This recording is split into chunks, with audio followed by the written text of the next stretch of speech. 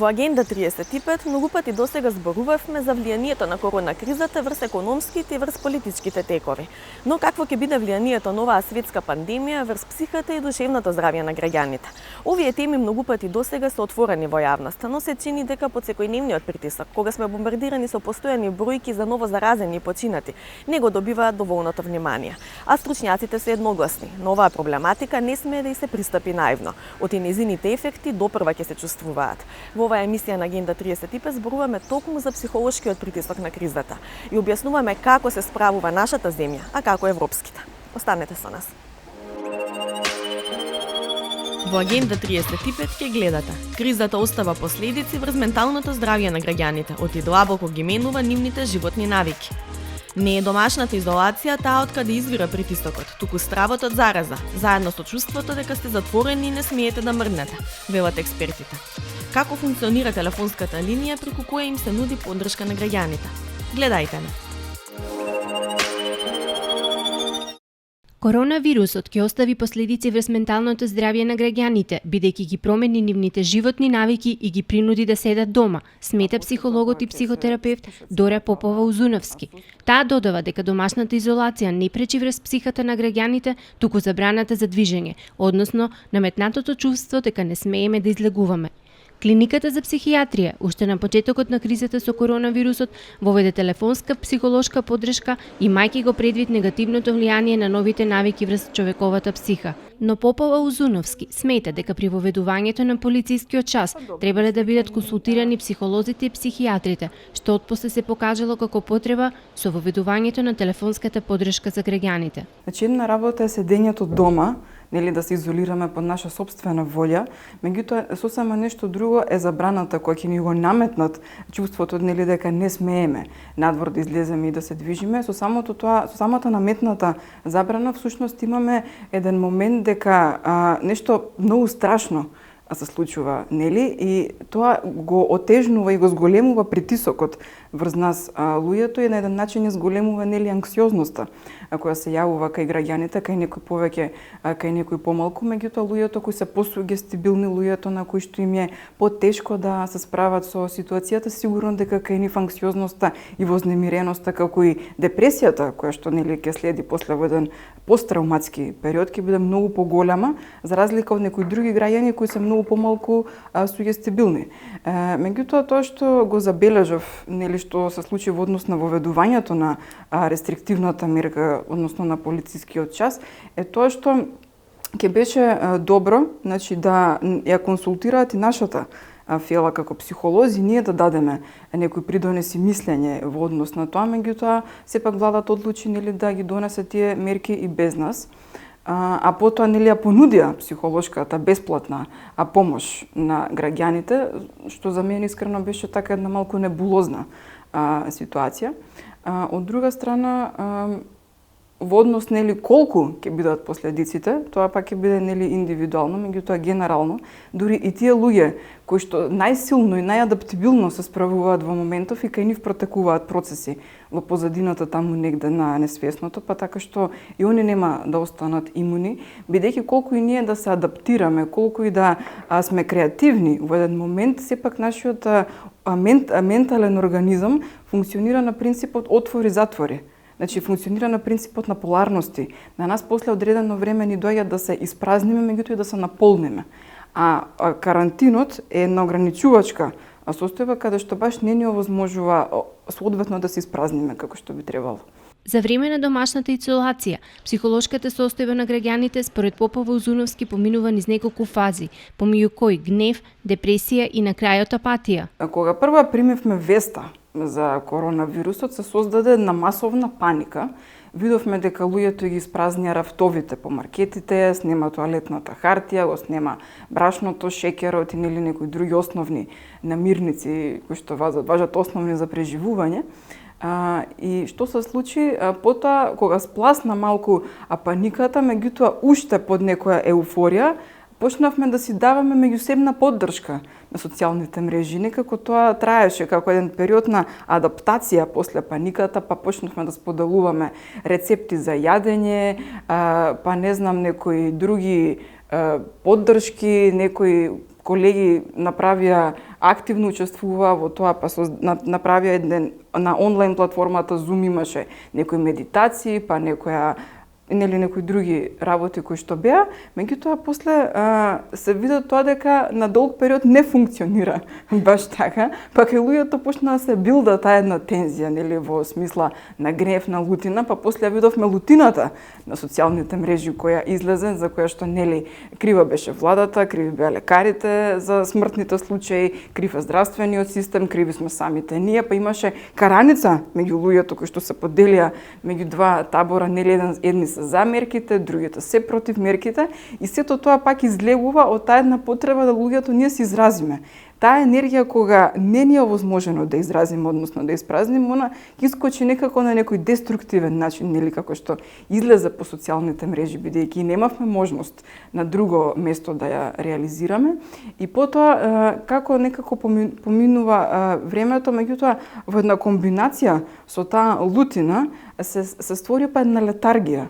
Значи се улежавме сите, после колку и да се лутиме, некако го прифаќаме тоа такво какво што е, сваќаме дека ништо не можеме да направиме, луѓето се повлекуваат во себе, и сега тоа повлекување во себе е дискутабилно, заради тоа што значи тоа повлекување. Дали значи дека го прифаќаме тоа, или се чувствуваме веќе немокни да превземеме било каков друг чекор, па се повлекуваме внатре во себе, каде што веќе оди во една состојба на депресивност и на тотална апатија, каде што ги гасиме сетилата. Според нашата соговорничка, луѓето за време на корона кризата се научија на неодговорност, односно други да мислат за нив.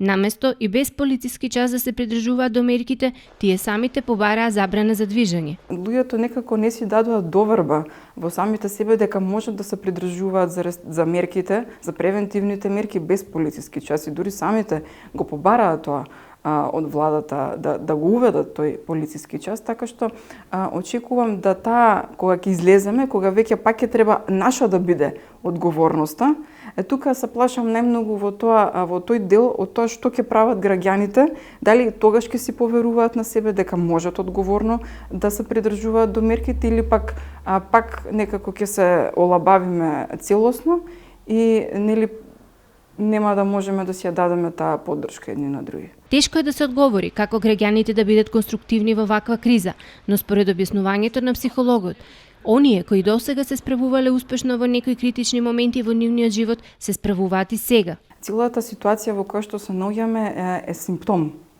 Значи, манифестацијата на однесувањето на граѓаните во оваа ситуација е симптом на нешто што траело од порано.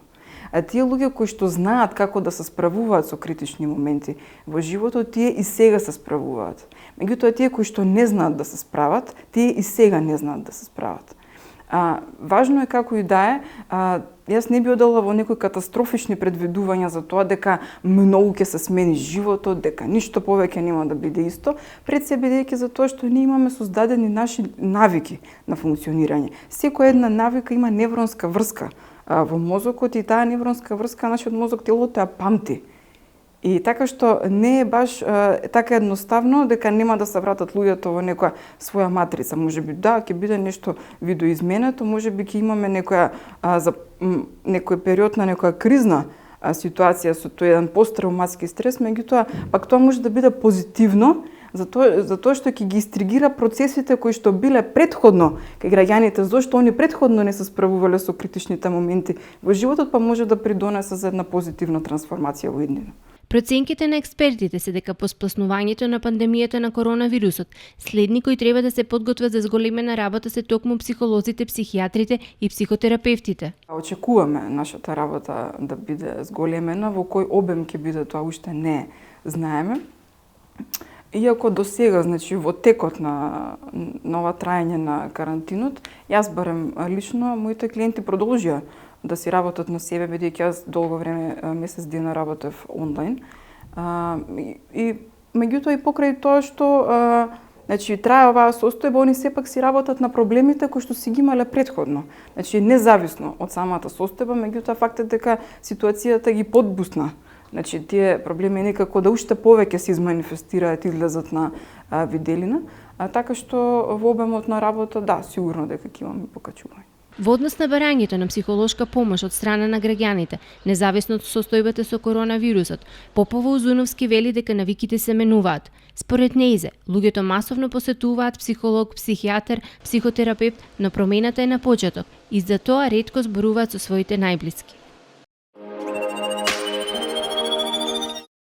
Рецесијата годинава веќе не е само песимистичка загриженост, туку станува факт, откако најрелевантните меѓународни финансиски институции потврдија дека економската активност ќе опаѓа како последица на рестриктивните мерки за запирање на ширењето на коронавирусот. Најпрво Светската банка објави прогноза според која македонската економија годинава ќе падне за 0,4% во некое пооптимистичко сценарио доколку пандемијата би се смирила до јуни. Но ако кризата продолжи цела година, падот на бруто домашниот производ би достигнал до 2%. Меѓународниот монетарен фонд пак објави уште попесимистичка прогноза според која падот на економијата ќе достигне 4%.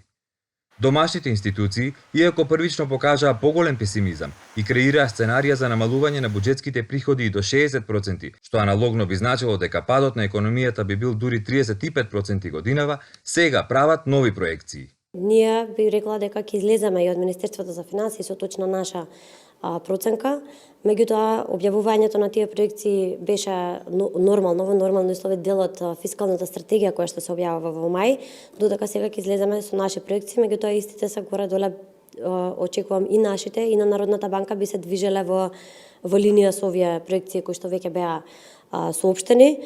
Она што е можеби на некој начин позитивна вест за економијата е бидејќи оваа криза не е предизвикана од пат или нарушување на системот, туку се работи за здравствена криза која што се прелева во економијата и поради тоа се очекува побрзо процесот на опоравување да биде побрз.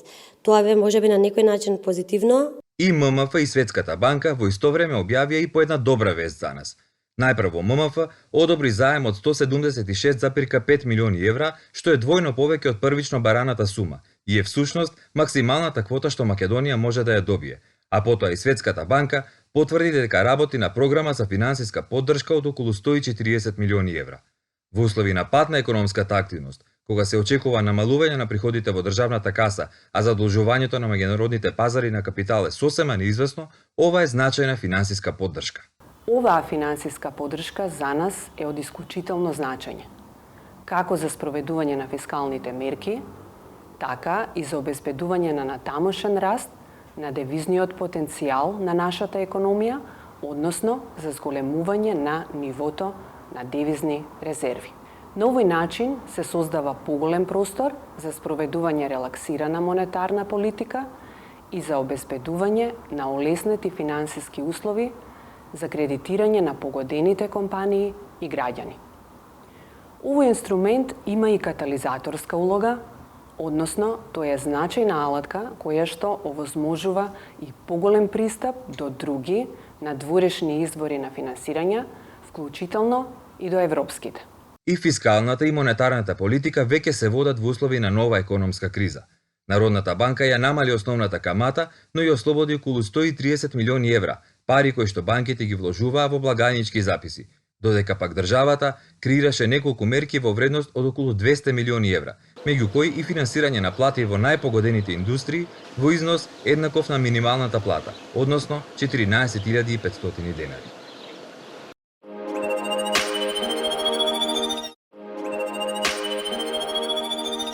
Во Агенда 35 следува вести од Европа. Европската Унија ја активира Европската платформа за размена на податоци за COVID-19. Паметни проекти, иновација за среќа, спреи против депресија. Останете со нас.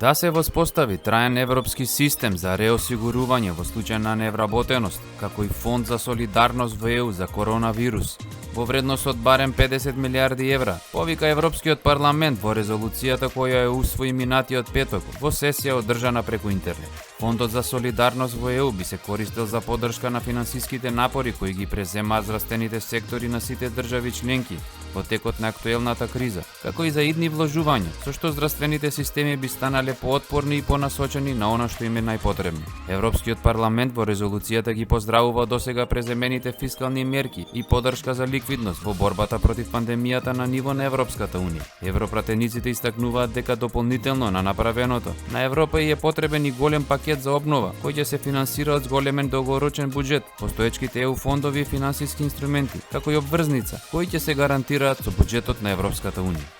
Европската комисија заедно со повеќе партнери ја активира платформата за податоци во врска со болеста COVID-19 со цел да се овозможи прибирање и размена на достапните податоци од досегашните истражувања. Платформата, која е дел од акцијскиот план Ера против коронавирус, е уште еден чекор во напорите на ЕУ да им помогне на истражувачите во Европа и светот во борбата против пандемијата на коронавирус. Новата европска платформа ќе обезбеди отворено, точно и надградливо европско и глобално опкружување, во кој истражувачите може да зачуваат и споделуваат податоци за делови од ДНК, структура на протеини, податоци добиени од предклинички истражувања и клинички испитувања, како и епидемиолошки податоци. Платформата за податоци во врска со болеста COVID-19 е резултат на заедничката работа на Европската комисија, Европскиот биоинформатички институт, Европската лабораторија за молекуларна биологија и други партнери. Многу влади на европски држави во време на пандемија на коронавирус воведоа различни форми на услуга за граѓаните на кои им е потребна психолошка поддршка. Најчесто се работи за телефонска поддршка затоа што мерките за заштита од коронавирус придонесоа институциите за социјални и психијатриски услуги низ европските држави привремено да не се достапи. Па така италијанската влада започна програма на национално ниво за бесплатна психолошка поддршка, а граѓаните може да се јават на специјалната телефонска линија или да стапат во контакт преку интернет. Во Англија пак покрај телефонски линии 24 часа за поддршка достапни се и текстуални услуги. Потребата од психолошка поддршка ја покажуваат и податоците на најголемата германска телефонска линија за помош, каде во последните недели бројот на повици е зголемен за 20%, а скоро 40% биле во врска со коронавирус. За разлика од другите европски држави, во Велс функционира и специјална бесплатна телефонска линија за психолошка поддршка за вработените здравствени работници, доктори, медицински сестри и техничари, кои се во првите редови во справувањето со коронавирус. Важноста на чувството за мирис за човекот, но и за животните е изучувана многу пати и од различни гледишта. Познато е дека перцепцијата за мирис е под влијание на физиолошка состојба, например кога сме гладни, но исто така и дека некои мириси можат да предизвикаат емоции, например кога некој мирис не потсетува на спомен. Слично на тоа, некои експерименти докажаа дека мирисите можат да влијаат врз нашата психолошка, а можеби дури и физиолошка состојба. Последната хипотеза ги инспирираше луѓето од еден проект финансиран од Европската унија, кој сакаат да им помогнат на лицата кои страдаат од психијатриски заболувања и ментални нарушувања. Имено овој иновативен проект има за цел да пронајде нов терапевски третман за борба против депресијата и други ментални нарушувања, со тоа што ќе го фокусира своето истражување на две силни, но спротивставени емоции, среќата и стравот, кои се наоѓаат на двата краја на емоционалната скала. Целта е да се детектираат и синтетизираат конкретните молекули, за да се создаде спреј што например може да предизвика среќа кај луѓето кои се борат со депресија. Иновативното решение, односно можната нова поддршка на терапевтските третмани за фобија, социјална вознемиреност или депресија, се очекува да има големо влијание врз општеството, бидејќи бројот на овој тип ментални нарушувања постојано се зголемува. На овој иновативен проект работат 10 партнери од 8 држави членки на Европската унија, а конечните резултати од проектот се очекуваат до 2023 година. Во следната емисија на Агенда 35 отвораме една геополитичка тема, односно ги разработуваме односите и нивната ескалација помеѓу Европската унија и Кина во светото на пандемијата. До тогаш вие следете ги препораките на надлежните и останете дома со програмите на македонската телевизија. Се гледаме!